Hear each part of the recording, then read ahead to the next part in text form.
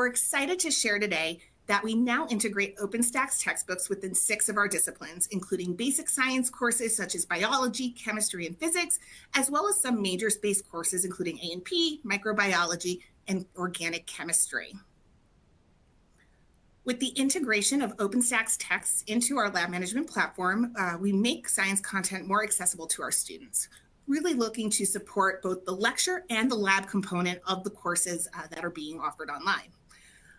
The combination of OpenStax with Science Interactive is really designed to make courses more affordable for students, easing the financial burden of a textbook cost and allowing students to have that robust hands-on laboratory experience.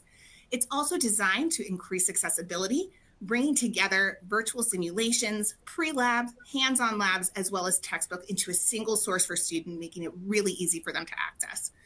Finally, with all of our content, it is academically rigorous. We work with a team of PhD scientists, both within our internal team as well as on campus, as well as with Quality Matters to make sure all of our content is achieving those really high benchmarks for academic integrity, and rigor.